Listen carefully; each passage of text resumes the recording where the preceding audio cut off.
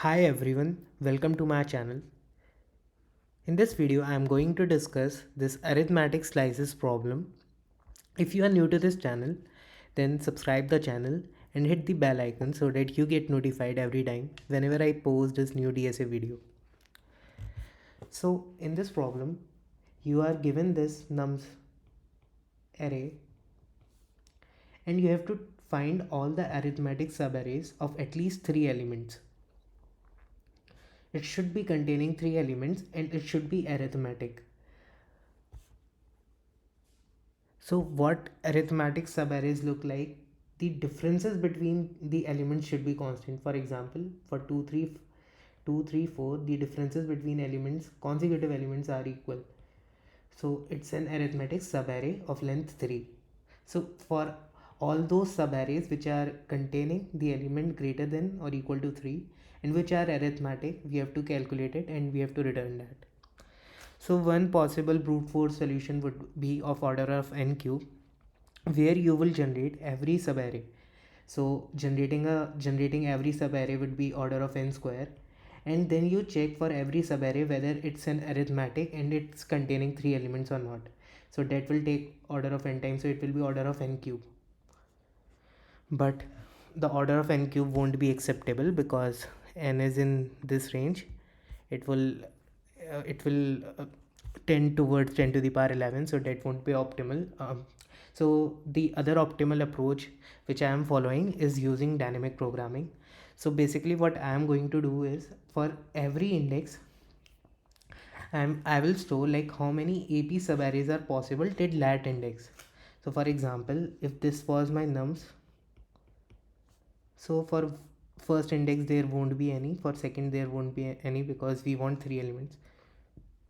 So for this I'll check like if nums of I minus nums of I minus 1 and nums of I minus 1 minus nums of I minus 2, like both of these differences are equal or not. Since they are equal, in that case it's 1, in our case it's 1. So I'll choose this index dp value and I'll increment it by 1, so it will be 1 plus 0. So now proceeding further, for 6 minus 3 would be 3 and it's not equal, so I'll I'll set it to 0, because you could see like if this is not creating any AP subarray, then why we will go towards this direction. For 9 also, like 9 minus 6 is 3, 6 minus 3 is 3, so I'll 0 plus 1 I'll consider and then I'll add. So this will be my one of these AP subarray, and one was this. For this 12, so for this 12, like I'll look like 12 minus 9 would be 3, 6 minus 9 would be also 3. So I'll increase this 1, because like now one of the possible subarray would be like this, one would be like this. So there are two possible subarrays. So you should get it clear from this, like why I am only incrementing this value by 1, because because all those subarrays which are ending here could now be part of my this index. And also like there is one more possibility, like there could be one sub array now possible of 2 length. So that's why I had also added this one. So following further, it is 15, it is 20. So now I'll check like 15 minus 12 is 3, so now these both are also equal. So one of this possible, I'll 2 plus 1 would be 3, because like these two are possible and there will be this one more subarray, so there will be 3 possibilities, and in case 5, so there won't be any. So we have to return this summation, so it will be 1 plus 1 plus 2 plus 2, so it will be 6. So we would have to return this 6 as an answer. So let me show you through the code what I am doing. Like for 0 and 1, like first of all I am declaring this dp vector and I am setting it to 0. Then for every index from 2, because like 0 and 1 there won't be any subarray, I'll checking like if my differences of the consecutive elements are equal. If they are equal, then I would be incrementing my dp of I by 1 plus dp of I minus 1, and I'll include my answer as answer plus dp of I. But here you could see like it's in order of n time complexity.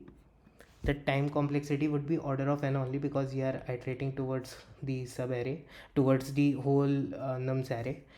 But the space complexity would be order of n, since we are declaring this dp vector.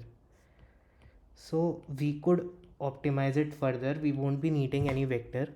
So basically what we could do is we could maintain a current variable which would be 0 initially, and instead of like whenever we were updating this dp of I as 1 plus dp of I minus 1, instead of that we could update our variable, current variable, and then we could add it into our answer, and then we can return that answer. So this is what we have to do in this question. And I could like help you go through with one more example. So let us say you are having this.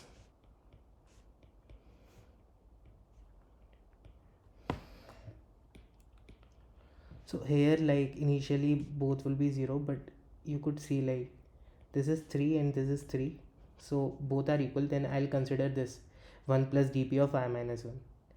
Here again like the differences is not equal, so no subarray. Here differences are of 2 and 6, which are also not equal, so no subarray. Here differences would be equal, so this will be possible, so one subarray would be possible. Here like 24 minus 22 and 22 minus 20 will both will be equal, so like you could extend this subarray, you could extend it, or there is one possibility of this subarray. So that's why we are like including this 1 plus dp of I minus 1 to reach our answer. So I hope it's clear, and if you have any query then you can post it in the comment section. I'll make sure to answer it, and thanks for watching.